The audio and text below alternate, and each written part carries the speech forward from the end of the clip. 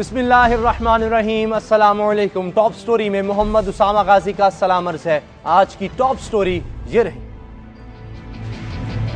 एक दिन में 2 सियासी जमातों को दहशतगर्दों ने निशाना बना डाला। सियासतदानों को जमहूरियत की भारी कीमत अदा करना पड़ रही है। जनरल रिटायर्ड परवेज मुशर्रफ पर इंतखाबी दरवाजे बंद। पाकिस्तान का इक़्तिदार ख्वाब हो गया। परवेज मुशर्रफ साहब को अभी कई इम्तिहानों से गुजरना है। तारीख का खौफनाक ज़ल्ज़ला, ईरान से हिंदुस्तान तक हर शहर लरज़ उठा। ज़ल्ज़ला किसी पुरअसरार टेक्नोलॉजी के इस्तेमाल का नतीजा तो नहीं, बातें हो रही हैं। सरज़मीन जुल्म व जबर पर किश्तो खून हो, यतीमों की दुहाई हो तो फिर आसमानों से रहमत नूर बनकर नहीं बरसती, यूं ही जमीन झंझोड़ी जाती है।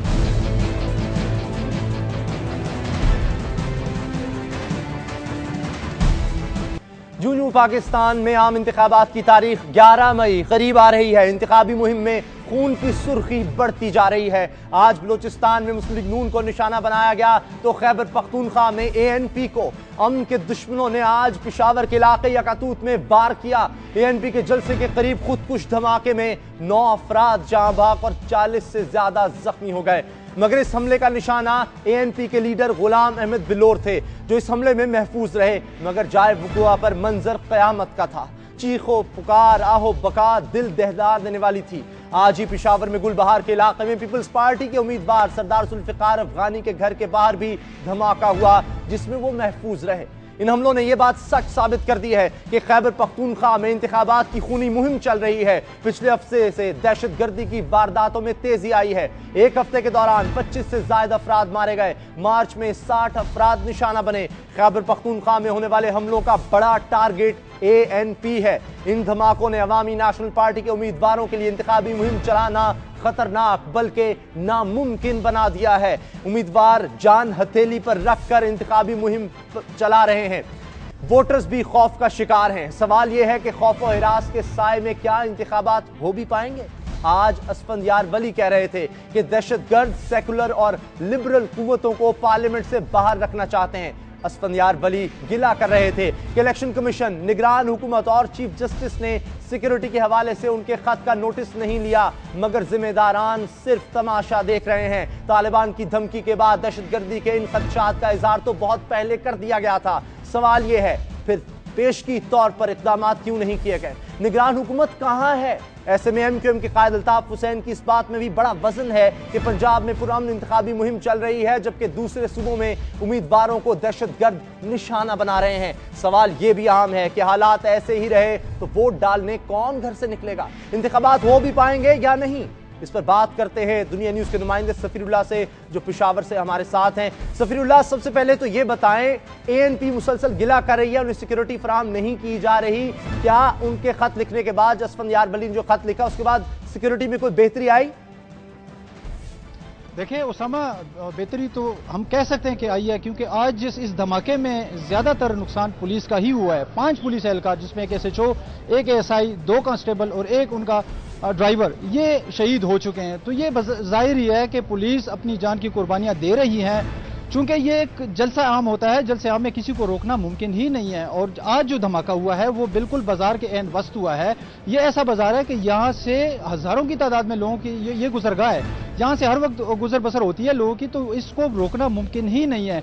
पुलिस अपनी तरफ से सिक्योरिटी प्रोवाइड करती है। अभी भी यहाँ पर पुलिस हुकाम यहाँ पर पहुंचे हैं, उनसे यही हमने सवाल किया कि जब ANP को जब इतनी थ्रेट्स हैं, सीरियस थ्रेट्स हैं, तो क्यों सिक्योरिटी प्रोवाइड नहीं की गई या ऐसे वाकयात क्यों रूनुमाई? तो उन्होंने कहा है कि आज भी चूंकि पुलिस का ही ज्यादा नुकसान हुआ है, तो ये साबित कर रही है कि पुलिस अपनी तरफ से सिक्योरिटी तो प्रोवाइड कर रही है, लेकिन उनका यही कहना था, उन्होंने ये कहा कि आइंदा मुस्तकबिल में हम कोशिश यही करेंगे कि इनको ज्यादा से ज्यादा सिक्योरिटी फराहम कर सकें। जी, ये बताएं, आप फर्क क्या देख रहे हैं इस वक्त इंतखाबी मुहिम में? जिन जमातों को खतरा है, जिनको वाज़ेह तौर पर तालिबान ने धमकी दी है, वो ANP है, पीपल्स पार्टी है और MQM है। ज्यादातर तो यहाँ खैबर पख्तूनख्वा में अवामी नेशनल पार्टी और पीपल्स पार्टी हमें इन 2 पार्टीज में मकबूल नजर आती हैं। इनकी इलेक्शन मुहिम और दीगर पार्टीज की इलेक्शन मुहिम में आप क्या फर्क देख रहे हैं? देखिए उसामा, ये तो ऐसी बात है, हारून बिलोर जो खुद इस धमाके से चंद लम्हे बाद ही यहाँ पर पहुंचने वाले थे, वो तो महफूज रहे, लेकिन उनके चचा गुलाम अहमद बिलोर और उससे पहले उनके वालिद हारून बिलोर के वालिद बशीर अहमद बिलोर इस शहीद हो चुके हैं, इंतखाबी मुहिम में ही शहीद हो चुके हैं। बशीर बिलोर उससे पहले उनकी शहादत हुई है, लेकिन इसके बावजूद भी उनका हौसला बुलंद है। वो अभी यहाँ पर थोड़ी देर कबल वो यहाँ पर आए हारून बिलोर, उन्होंने मीडिया से बात की और उनके हौसले बुलंद देखे गए और उन्होंने ये कहा कि दहशतगर्दों के सामने हम घुटने नहीं टेकेंगे और हम इंतखाबी मुहिम अपनी जोरों शोर से जारी रखेंगे। सही, लेकिन मुश्किलात का शिकार है अवामी नेशनल पार्टी की इंतखाबी मुहिम और अब भी वो पुरअज़्म नजर आ रहे हैं कि हर सूरत इलेक्शंस में अवामी नेशनल पार्टी जाएगी। सफीरुल्लाह हमारे नुमाइंदे पेशावर से हमें इस दहशतगर्दी के वाक़े के बारे में बता रहे थे, शुक्रिया हम उनका अदा करते हैं। लेकिन आज दहशतगर्दी की दूसरी बड़ी वारदात बलूचिस्तान में हुई, जहां मुस्लिम लीग नून बलूचिस्तान के सदर, कबीले के सरबरा और चीफ ऑफ जलावान सरदार सनाउल्लाह ज़ाहिरी के काफिले को निशाना बनाया गया। रिमोट कंट्रोल बम धमाके में सरदार सनाउल्लाह ज़ाहिरी के भाई मेहरुल्लाह, बेटा मीर सिकंदर, भतीजा मीर ज़ेब समेत 5 अफराद शहीद और 30 के करीब जख्मी हो गए। सरदार सनाउल्लाह ज़ाहिरी PP 33 खुजदार 1 से इलेक्शन में हिस्सा ले रहे हैं, जो इस हमले में महफूज रहे। इसी बारे में बात करने के लिए हमारे साथ फोन लाइन पर मौजूद है मुस्लिम लीग नून के रहनुमा लश्करी रईसानी। लश्करी रईसानी साहब, नाराज बलोचों से क्या अब भी डायलॉग हो सकते हैं जबकि वो इलेक्शन के अमल को सबोटाज कर रहे हैं? देखिए, जो बलूचिस्तान में एक मल्टी डायमेंशन प्रॉक्सी कॉन्फ्लिक्ट लड़ा जा रहा है और इसमें कुछ ऐसे एलिमेंट्स भी हैं जो अपने जाती हिसाब किताब भी चुका रहे हैं। इस वक्त मैं ये नहीं समझता हूँ कि कौन है इस तमाम वाक़यात के पीछे। मैं किसी को डायरेक्ट किसी पे इल्ज़ाम लगाना या कुछ वसूख से नहीं कह सकता हूँ। बहरहाल एक अलमिया है, एक बहुत बड़ा वाक़या है और इस वाक़े को हम इस तरीके से एक सादा सा इशू नहीं समझते हैं, क्योंकि चीफ ऑफ जालवान पे हमला हुआ है, फिर उसके खानदान के बहुत करीबी लोग शहीद हुए हैं, फिर एक बड़े पॉलिटिकल पार्टी का सूबाई सरबराह है और इसके साथ साथ इलेक्शन जो प्रोसेस है वो आहिस्ता आहिस्ता आगे बढ़ रहा है और लोग अपने कैंपेनिंग में निकल रहे हैं। तो कई पहलू है इसके। यकीनन एक अलमिया है हम सब के लिए, हमारे पार्टी के लिए। हम ये समझते हैं कि अब हुकूमत की जिम्मेदारी ये बनती है कि इस वाक़े में मुलविस लोगों को बेपर्दा करे, उनकी गिरफ्तारी हो और ताकि आने वाले मज़ीद एक तरफ से BLA की जानिब से कहा जा रहा है कि जिम्मेदारी BLA ने कबूल की है, लेकिन शहबाज शरीफ साहब भी जब गए बलूचिस्तान, उन्होंने कहा कि मुख्तलिफ हुकूमतों से बात करेंगे कि नाराज बलोचों से बात की जाए। क्या उनकी इस अमन की ख्वाहिश को भी सबोटाज किया जा रहा है? देखिए, अमन का ख्वाहिश तो यकीनन लोग ये चाहते हैं कि सबोटाज हो, मगर उस ख्वाहिश को तो हम ऐसे नहीं छोड़ेंगे कि दहशतगर्दों क्या तो हमारा समाज यरगमाल हो और तमाम समाज उनके हाथों में खेले और हम इलेक्शन का प्रोसेस को कोशिश करें कि हम आगे बढ़ाएं और उनको रोकने न दें। यकीनन एक यूनिवर्सल प्रिंसिपल तय हुआ है कि पार्लिमानी जमहूरी जो अमल है वो कौमों की तरक्की का जो है राज है इसमें। तो जिसने भी ये वाक़या किया है उसको तो हम कतन ये नहीं कि वो कौमों के मुस्तक़बिल को तारीख बनाए। बहरहाल हम अपने उस ख्वाहिश पे उस अमल करते हुए उसको आगे बढ़ाएंगे। बहरहाल उसके लिए कुर्बानियां देनी पड़ेंगी पार्टी की। यानी आप मुज़ाकरात के हामी नजर आते हैं। आखिर में मुझे बताएं कि क्या बलूचिस्तान में इलेक्शन लड़ना मुमकिन रहा है? कितने मुश्किल हो गया आपके लिए? देखिए, मुश्किल तो इसमें कोई शक नहीं है कि मुश्किल है मामला, और मगर ये हमारा रास्ता है, हमने इसको चुना है। हम सब अंडर थ्रेट हैं और जब फखरुद्दीन जी इब्राहिम साहब तशरीफ लाए थे, तमाम पॉलिटिकल पार्टीज के लीडरशिप ने उनसे बात भी की थी और हमने कई इशूज पे, कई डिस्ट्रिक्टों पे लिख के भी दिया था। मगर इस वक्त तक कोई खातिर ख्वाह नतीजा मुझे कम से कम नजर नहीं आ रहा है कि सूबाई हुकूमत ने या इलेक्शन कमीशन ने कोई बाज़ाब्ता इक़दाम किए हो। ठीक है, इन इक़दाम आपको लगता है कि प्रॉपर नहीं किए गए, मगर फिर भी आप हामी हैं कि इलेक्शंस में हर सूरत जाएंगे। पॉलिटिकल पार्टीज हमें नजर आ रहा है कि इलेक्शंस में जाने के लिए तैयार हैं, भरपूर कोशिश कर रही हैं, लेकिन साथ ही साथ हालात दिन ब दिन खराब भी हमें तो नजर आ रहे हैं। दहशतगर्द अपनी कार्रवाइयों में मसरूफ हैं और कोई ना कोई किसी ना किसी पॉलिटिकल पार्टी को निशाना बना रहा है। ब्रेक का वक्त हो रहा है, ब्रेक के बाद मिलेंगे इस स्टोरी के साथ। जनरल रिटायर्ड परवेज मुशर्रफ पर इंतखाबी दरवाजे बंद, पाकिस्तान का इक़्तिदार ख्वाब हो गया। परवेज मुशर्रफ साहब को अभी कई इम्तिहानों से गुजरना है।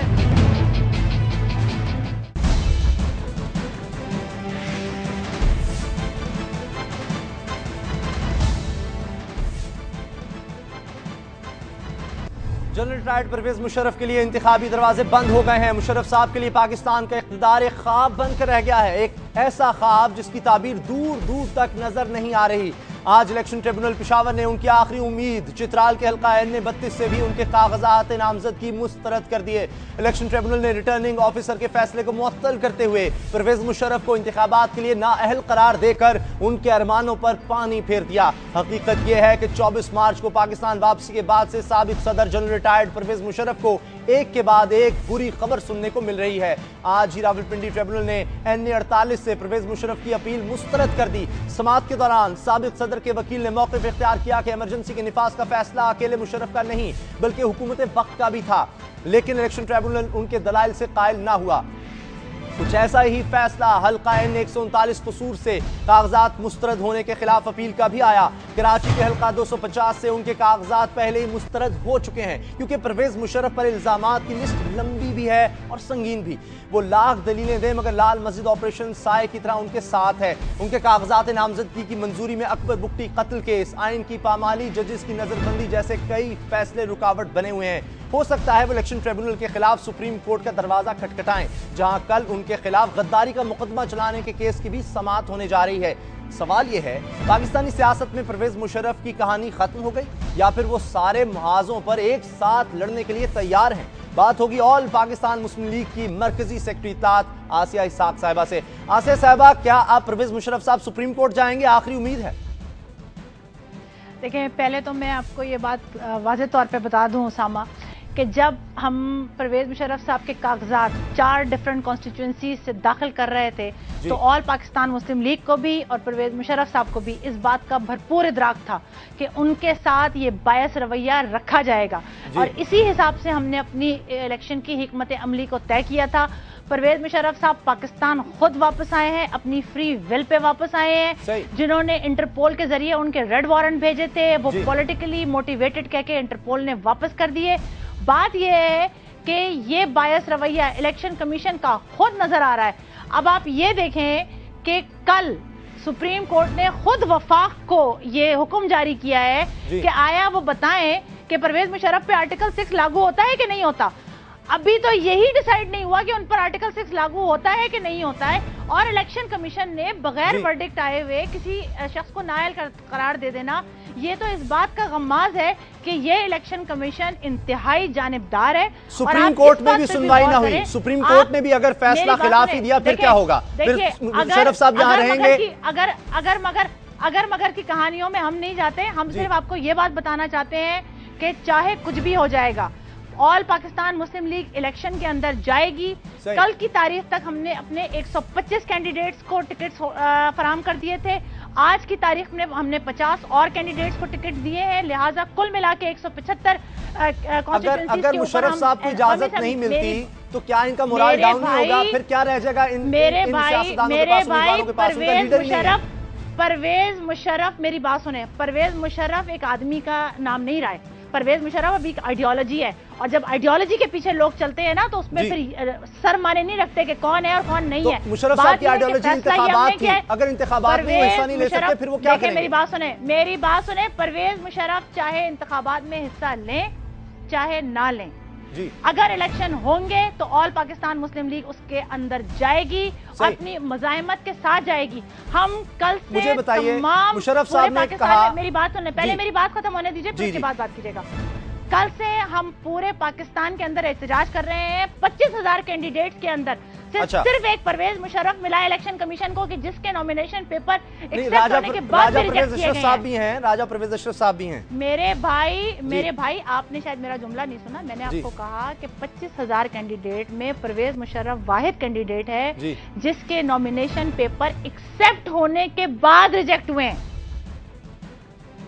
ठीक है, और ये पर आइन तोड़ने का इल्जाम नहीं है मेरे भाई। इल्जाम के ऊपर नाअहल नहीं होते, कन्विक्शन के ऊपर होते हैं। मुजरिम नहीं है परवेज मुशर्रफ। आपने इस बहस से कतई नजर, मुशर्रफ साहब का एक बयान, मुशर्रफ साहब का एक बयान है, मुशर्रफ साहब का बयान सुन लें, मुशर्रफ साहब का बयान सुन लें। आप बात को कतई नजर नहीं कर सकते, आपको उसी बात पे रहना पड़ेगा जो लॉ कहता है। आप तो पावर मैंने और आपने डिसाइड नहीं करना, इलेक्शन ट्रिब्यूनल है, उसमें जजेस हैं, हाई कोर्ट के जजेस हैं, उन्होंने डिसाइड करना है, सुप्रीम कोर्ट ने करना है। सुप्रीम कोर्ट कह रही है, मैंने तो नहीं कहा कि जी सुप्रीम कोर्ट ने नहीं कहा है। ये बात गद्दारी के मुकदमे के बारे में विफाक से जवाब जो है वो सुप्रीम कोर्ट ने मांगा है। देखिए मेरी मांगा है ना, क्या मांगा है उन्होंने? यही मांगा है कि बताओ कि इस शख्स के ऊपर आर्टिकल 6 लागू होता है कि नहीं होता। जिस शख्स के ऊपर अभी सुप्रीम कोर्ट को ये नहीं पता कि उस पर आर्टिकल 6 लागू होता है कि नहीं होता, उसको आपका इलेक्शन कमीशन नाअहल कर दे तो ये जानिबदारी नहीं है तो और क्या है? मुझे बताएं, परवेज मुशर्रफ साहब ने खुद बयान दिया मीडिया के सामने कि वो देखेंगे उनका रोल क्या रहता है। अगर उन्हें सीटें मिली, क्योंकि उनका एक रुतबा रहा है, फिर वो डिसाइड करेंगे उसके बाद कि वो एक सीट के साथ तो जाके बैठेंगे नहीं असेंबली में, उसके बाद वो डिसाइड करेंगे उनका फ्यूचर है, उन्हें पाकिस्तान में रहना है नहीं रहना। रोजाना एक नया इम्तिहान है। कल उन्हें पिंडी में पेश होना है जमानत के लिए, अभी की तौसीह होती है, फिर परसों इस्लामाबाद में, उसके बाद वो पाकिस्तान रहेंगे या नहीं? वापस आ रहे थे उसामा, अगर आप अपना सवाल खत्म कर लें तो फिर मैं आपको जवाब दे दूं। जी प्लीज, मेरा खत्म हो चुका। वो पाकिस्तान वो जी शुक्रिया, वो पाकिस्तान वापस आए हैं और वो पाकिस्तान इसीलिए वापस आए हैं। उनको बहुत अच्छी तरीके से पता था और हम पार्टी को भी बहुत अच्छी तरीके से पता था कि उनको अपने खिलाफ तमाम केसेस को फेस करना है और वो फेस करने के लिए आए हैं। ये जो झूठ का परिंदा उनके सर के ऊपर मंडा जा रहा था कि वो अब तो परवेज मुशर्रफ ने आना ही नहीं है ना, लिहाजा जो इल्जाम है लगा दो उस आदमी के सर पे। इनको बौखलाहट, इन सारों को बौखलाहट ही इसी बात की है कि ये वापस आ गया है तो अब कल ही उतरेगी तो बहुत सारों की टोपी। अगर अकेले वो जीत कर चले भी गए, इलेक्शन जीत कर असेंबली में, तो अकेले क्या कर लेंगे? मेरे भाई बात सुने, अभी तो बात क्वालिफिकेशन और नॉन क्वालिफिकेशन की हो रही है ना। परवेज मुशर्रफ ने ये कहा था, जो आप जिस स्टेटमेंट का हवाला दे रहे हैं, मैं उस वक्त साथ मौजूद थी। उन्होंने ये कहा था कि मैं ये अपना रोल देखूंगा कि मैं उस असेंबली में बैठता हूं जिस असेंबली में मेरी कम तादाद होती है। उन्होंने ये तो नहीं कहा कि उनकी पार्टी नहीं बैठेगी। उनकी पार्टी इलेक्शन के अंदर जा रही है, उनकी पार्टी भरपूर मज़ाहमत के साथ जाएगी। हम कल से एहतजाजी मुहिम का आगाज कर रहे हैं। हम पूरे पाकिस्तान में एहतजाज करेंगे। एहतजाज करेगी कि मुशर्रफ साहब को इजाजत बिल्कुल नहीं मिल रही इलेक्शन लड़ने की, और अगर वो नाअहल ही रहे तब भी पार्टी इलेक्शन में जाएगी। सही है। ऑल पाकिस्तान मुस्लिम लीग इलेक्शन कमीशन के जानिबदाराना रवैये के खिलाफ एहतजाज पे जाएगी। और ये भी देखना है कि कल जमानत में तौसीह होती है या नहीं। परसों भी उन्हें इस्लामाबाद पेश होना है, जमानत में तौसीह होती है नहीं। बहुत शुक्रिया आसिया इसहाक साहिबा हमारे साथ ही, ऑल पाकिस्तान मुस्लिम लीग की मरकजी सेक्रेटरी इत्तलात। ब्रेक का वक्त हो रहा है, ब्रेक के बाद मिलेंगे इस स्टोरी के साथ। सरजमीन जुल्म जबर पर किश्तो खून हो, यतीमों की दुहाई हो, तो फिर आसमानों से रहमत नूर बनकर नहीं बरसती, यूं ही जमीन झंझोड़ी जाती है।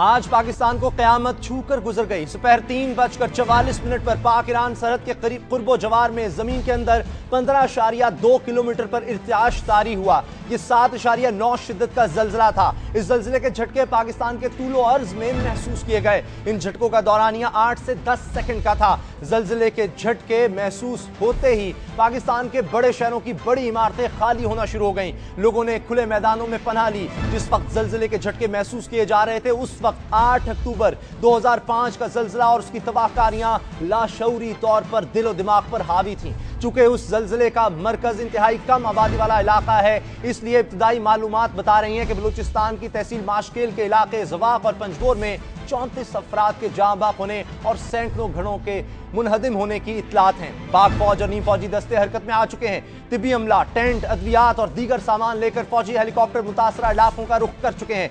इससे कबल 2005 को आने वाले जल्जले की शिद्दत 7.6 थी, मगर तबाही का पैमाना बहुत बड़ा था। कमोबेश 75,000 अफराद उस जल्जले में मौत के मुंह में गए थे। ताहम इस बार जल्जले की शिद्दत 2005 के जल्जले से ज्यादा थी, लेकिन अल्हम्दुलिल्लाह तबाही का पैमाना कम रहा। जल्जला एक कुदरती आफत है जिसके असबाब साइंसी नौयत के होते हैं। इसकी पेश की इत्तला मुमकिन नहीं, लेकिन इस जल्जले के आने के थोड़ी ही देर बाद सोशल मीडिया और मोबाइल फोन्स के SMS पर यह बात चल निकली कि यह जल्जला अमरीकी टेक्नोलॉजी हार्प के जरिए लाया गया। क़याफ़त शनास इस जल्जले को कल बोस्टन में होने वाले धमाकों के जवाब से ताबीर कर रहे हैं। हार्प अमरीकी साइंसदानों की मौसमी तग़य्युरात और दीगर मकासद के लिए इस्तेमाल होने वाली एक पुरस्कार टेक्नोलॉजी है जिसकी मरकजी लैब अलास्का में वाक़ है।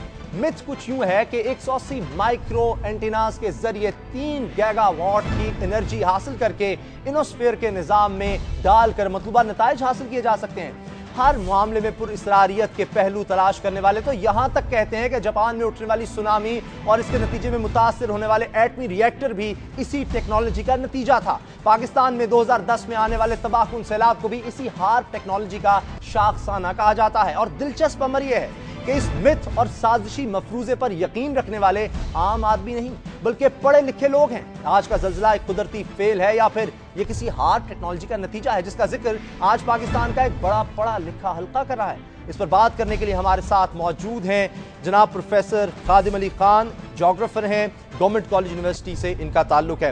خادم علی صاحب، سب سے پہلے تو یہ بتائیں کہ یہ جو ہارڈ ٹیکنالوجی ہے اس کا بڑا سوشل میڈیا اور SMS پہ ذکر آنے لگ گیا ہے، پاکستان میں جو زلزلہ آیا ہے اس کا کوئی تعلق نکل سکتا ہے؟ ایسا ابھی تک کوئی تعلق نظر نہیں آتا، نہ ہی کوئی ایسی ٹیکنالوجی ابھی تک وجود میں آئی ہے۔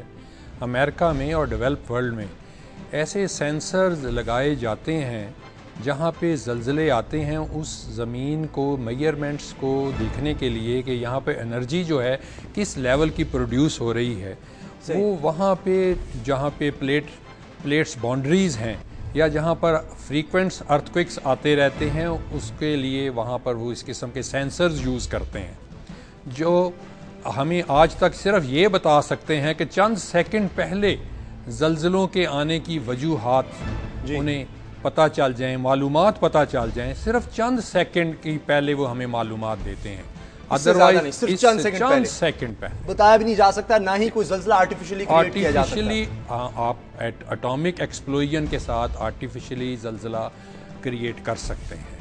پاکستان نے بھی جب 1998 میں اٹامک ایکسپلوژن کیے تھے تو اس کے نتیجے میں 4.8 میگنیٹیوڈ کے ارتھکویکس پیدا ہوئے تھے۔ صحیح ہائی لیول کے جو بہت ہائی لیول کے جو اٹامک ایکسپلوژنز ہیں اس سے یہ کریٹ ہو سکتے ہیں، لیکن جس لیول کا یہ ارتھکویک ہے اس یہ ایٹم بم سے بھی یہ نہیں ہو سکتا۔ خوش قسمتی کہیں کہ یہ ایران پاکستان کی سرحد پر آیا، وہاں آبادی بہت زیادہ نہیں ہے، اس کے بعد کہا جاتا ہے آفٹر شاکس آتے ہیں، وہ کتنے خطرناک ہو سکتے ہیں؟ آفٹر شاکس یوزلی اتنے خطرناک نہیں ہوتے جتنا پہلا ارتھکویکس آتا ہے، کیونکہ اس میں زمین کو سیٹل ہونے میں وقت لگتا ہے۔ تو جب زمین جو چٹانیں جو ہیں وہ جب ٹوٹتی ہیں تو انہیں جب ری سیٹل ہونے میں اس کے بعد چھوٹے ارتھکویکس آتے ہیں تو اس سے اتنا ڈیمیج نہیں ہوتے۔ مینلی جب انرجی ساری اکٹھی ہو رہی ہوتی ہے اور پھر ریپچر کریٹ ہوتا ہے، اس وقت ارتھکویکس کی وجہ سے جو ویوز جنریٹ ہوتی ہیں وہ صحیح میں ڈیمیج کرتی ہیں۔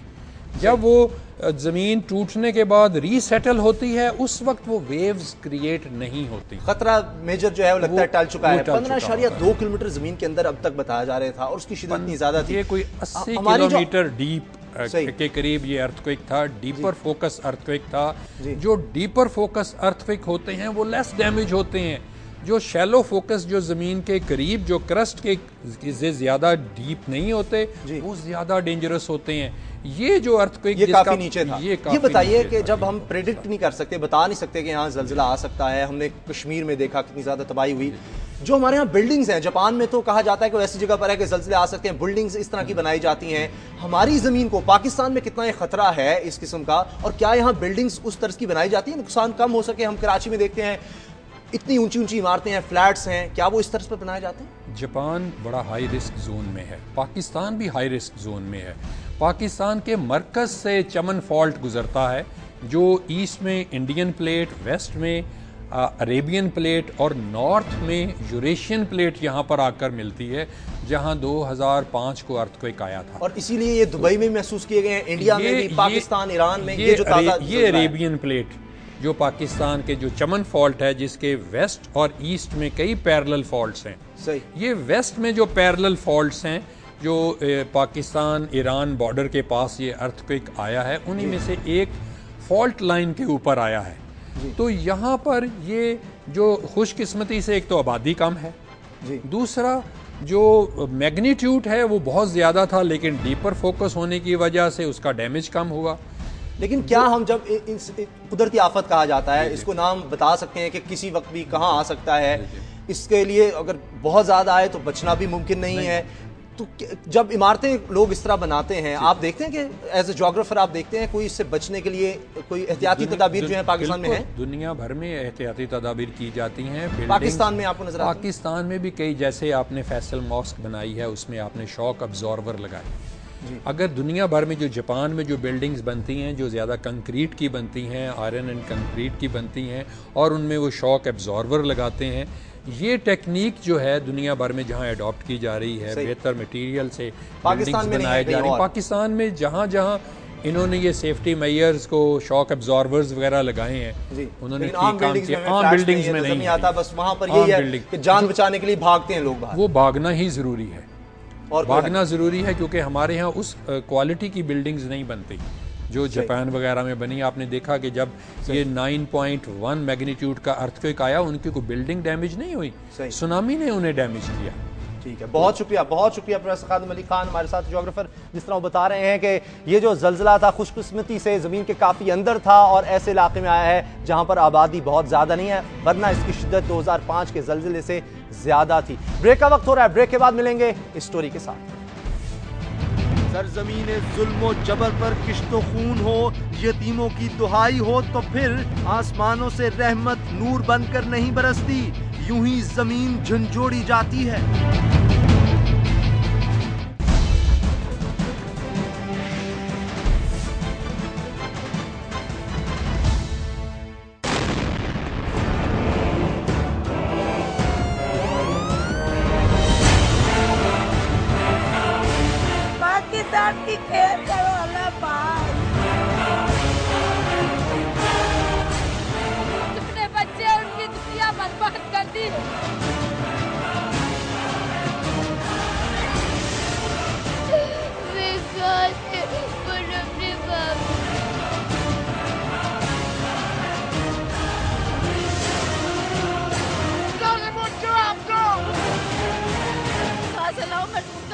کوئی بتا تو صحیح، کہاں ہے پریزیڈنٹ آف پاکستان؟ میں کہتی ہوں where are you president of Pakistan? What happen? آج جس وقت زمین زلزلے سے لرز اٹھی تو کلیجے بھی منہ کو آ لیے، ہر زبان سے لا الہ کا ورد جاری ہو گیا، مسجدوں سے اذانوں کی صدائیں گونجنے لگیں. ایک لمحہ نہیں بلکہ 8 سے 10 سیکنڈ کے لیے دل نامراد سے نفس کی ہر خواہش اٹھ گئی. ان لمحوں میں اپنی اپنی جان کے لالے پڑے، گویا ایک نفسہ نفسی کا عالم تھا. یہ 10 سیکنڈ ایسے تھے کہ دلوں میں اللہ کی ہیبت پوری طرح حاوی تھی. ان لمحوں میں معبود کو مخلوق نے ٹوٹ کر یاد کیا. یہ لمحے انسان کو اس کی اصل اوقات بتا گئے کہ دنیا کی زندگی کی حقیقت بس اتنی سی ہے. جس زندگی کی گہما گہمیوں میں ہم موت کے گمان سے کوسوں دور رہتے ہیں، دنیا کمانے میں اتنے مگن کہ ایک دوسرے کا حق مارتے ہیں، اختیار کی حرص میں، مال کی ہوس میں لوگوں کا حق مارتے ہیں، انصاف کا خون کرتے ہیں. نظر اٹھائیے، دائیں دیکھیں، بائیں دیکھیں، اپنے ارد گرد کا حال دیکھیں، کیا کیا قیامتیں نہیں اٹھ رہی ہیں. ہم نہ تول میں پورے، نہ عہد کے پاسدار، نہ وفاشار. ملاوٹ اور سود ہمارے کاروبار، جھوٹ فریب رگوں میں خون کی طرح دوڑ رہا ہے. ہم ہیں کون؟ بیواؤں کی بیوگی کی قیامتوں سے بے بہرا، یتیموں کے مال پر قبضے جمانے والے، اقتدار کے وہ پجاری جو قوم کے سودے کرتے ہیں، پھر قوم کو بارود کے سپرد کر کے اپنی شاہراہوں پر موت کا رقص دیکھتے ہیں. ان شاہراہوں سے اٹھنے والی یتیموں کی چیخیں خدا کی پناہ. جس قوم کے اعمال ایسے ہوں جن کے مالک ہم ہیں تو پھر آسمانوں سے رحمتیں نور بن کر نہیں اترا کرتی، عذاب اٹھتے ہیں. یہ وعدہ اللہ کا ہے، قرآن کا بیان. ہم نہ جانے کن خوش فہمیوں کا شکار ہیں. زمین کو جھنجھوڑ کر کہہ دیا گیا ہے کہ مہلت ابھی تک باقی ہے، مگر سوال احساس کا ہے کہ وہ ہمیں ہے یا نہیں. اس پر بات کرنے کے لیے ہمارے ساتھ موجود ہیں پروفیسر عبدالرحمان بخاری، مذہبی اسکالر ہیں. پروفیسر صاحب، کیا واقعی قرآن اور حدیث یہ کہتے ہیں کہ یہ زلزلے عذاب کی شکل ہیں؟ شکریہ اسامہ صاحب. مجھے آپ کی یہ گفتگو سن کر ایک شعر یاد آ رہا ہے جو زلزلے کے حوالے سے. زلزلے ہیں، بجلیاں ہیں، قحط ہیں، آلام ہیں، کیسی کیسی دخترانے مادر ایام ہیں. اسامہ صاحب، بات یہ ہے کہ جو اثرات آپ بتا رہے تھے کہ چند سیکنڈ کے لیے قوم کے ہر فرد پر جسے بھی زلزلے سے واسطہ پڑھا طاری ہو گئے تھے، خوف خدا، فکر آخرت، موت کا احساس، ایک شعور اور احساس کی نئی دنیا جس طرح کھل گئی، ایک ایسا دریچہ واہ ہو گیا، ایک ایسے آنگن میں جا اترے جہاں ہمیں ظلم، بربریت، فتنہ، فساد، لڑائی اور وہ سارے مناظر جو ہم نے اپنی دنیا میں بنا رکھے ہیں فراموش ہو گئے. لیکن المیہ یہ ہے کہ اس طرح کے احساسات وقتی ہوتے ہیں، سرسری ہوتے ہیں، سطحی ہوتے ہیں. یہ ہمارے رویے کا ایک ایسا المیہ ہے جسے جتنے جلد ہم دور کر لیں اتنا ہی بہتر ہوگا. بات عذاب کی جائے یا تنبیہ اور वार्निंग की जाए, बात सजाओं की जाए। सजाएं मादी भी हैं, हिस्सी भी हैं, मानवी भी हैं, लेकिन बात दरअसल ये है कि हम बैक वक्त दो दुनियाओं में रहते हैं।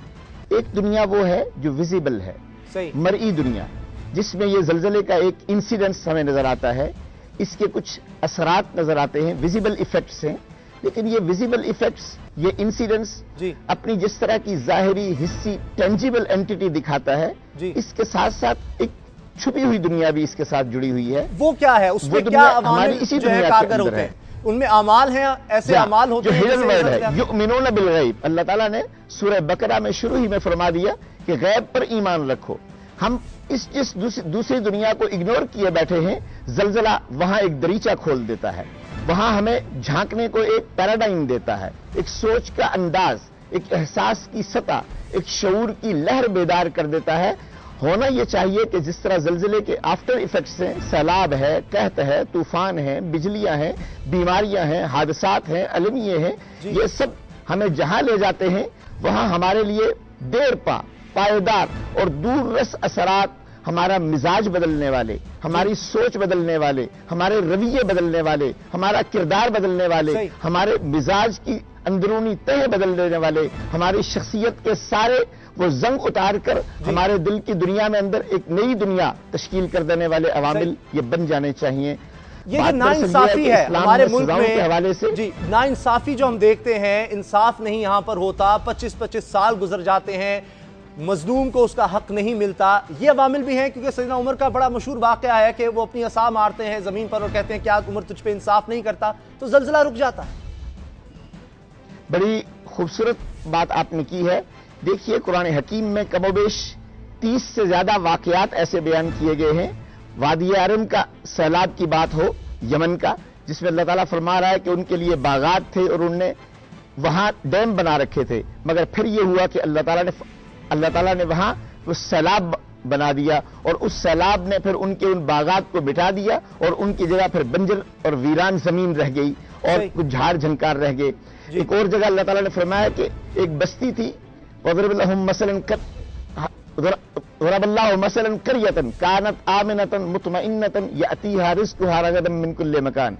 हर तरफ से उस बस्ती में ग़ज़ाएं आ रही थी, अनाज आ रहे थे, खुशहाली थी, फरागत थी, आसूदगी थी। लेकिन फिर क्या हुआ कि उन्होंने नाशुक्री की। फ़कफ़रत बिअनअमिल्लाह फ़अज़ाक़हल्लाहु लिबासल जूइ वल खौफ। भूख का अजाब आ गया और झगड़े। फिर अल्लाह ताला तरह तरह के अजाब और दे रहा है। फ़कुल्लन अख़ज़ना बिज़ंबी, पहली कौमों को हमने पकड़ा उनके गुनाहों के सबब। फ़मिनहुम अख़ज़तहु सयहा, कहीं चीखने आ धाड़ा, कहीं फ़मिनहुम मन अग़रक़ना, किसी को सैलाब से गर्क कर दिया गया। यानी जब जुल्म हो, बर्बरियत हो, आफात हैं, ये अजाब तो बनती हैं। जब दीन से दूरी हो तो इस तरह होता है। लेकिन जो लोग दलील के कायल हैं वो तो ये कहेंगे कि जापान में ऐसी इमारतें बना दी गई हैं जहां आप इस तरह के जलजलों से बच सकते हैं। जी बिल्कुल ठीक है, क्योंकि जलजला दो डायमेंशन रखता है। एक डायमेंशन तो उसकी वही है जो कि जियोफिजिकल है या जियोलॉजिकल है। जियोफिजिकल डायमेंशन में तो ये एक इंसिडेंस है, जैसा अभी हमारे जियोग्राफी के माहिर बता रहे थे। कोई शक नहीं कि इसमें हमारे लिए वो सारे निशानात मौजूद हैं जिसके असरात हमारे माहौल पर, मौसम पर, जमीन की कैफियतों पर, हमारे कॉस्मिक जो माहौल है उस पर पड़ते हैं। लेकिन इसके साथ साथ जलजला एक सुप्राकॉस्मिक इवेंट भी है जो डिवाइन इवेंट बन जाता है। इस डिवाइन पैराडाइम में जाकर हम देखें तो देखिए कायनात के मावराई अवामिल में से एक ऐसा आमिल है जो दूर रस असरात लेकर जा रहा है और जिसके लिए इंसानी तदाबीर की सतह पर कुछ वक्ती, कुछ देर पा और कुछ पायदार इम्कानात ऐसे मौजूद हैं। फिर इंसान को अल्लाह ताला ने हालात के हवाले से दो अलग अलग दुनियाएं दी हैं। एक दुनिया में उसके जो असरात हैं जिसको आप कह सकते हैं कि ये वाकयाती असर है, वाकयाती असर पर तो वो हावी हो जाता है, लेकिन उसका जो मकाफाते अमल का असर है, जो उसका अखलाकी असर है, जो उसके अखलाकी नताइज है, जिनका ताल्लुक इंसान की मावराई दुनिया से है, गैब की दुनिया से है, हिडन वर्ल्ड से है, इनविजिबल वर्ल्ड से है, उस पर भी हमें गौर करना चाहिए। और उसके अपने अखलाकियात को, अपने रवैयों को दुरुस्त करना होगा। बहुत शुक्रिया प्रोफेसर अब्दुल रहमान बुखारी, मजहबी स्कॉलर हमारे साथ थे। ज़लज़ले कुदरती आफत हैं, इंसान के लिए इनसे बचना मुमकिन नहीं। ज़रूरत इसकी है कि हर वक्त अल्लाह को याद रखा जाए اور اپنے اعمال کی درستگی کے لیے کوشش کی جائے، یہی انسان کے بس میں ہے، ورنہ اللہ کے قہر کو اپنے برے اعمال سے آواز نہ دی جائے۔ پروگرام دیکھنے کا بہت شکریہ، دعاؤں میں یاد رکھیے گا۔ اللہ تعالیٰ آپ کو نفرتوں اور اولاد کے غم سے محفوظ رکھے۔ اللہ حافظ۔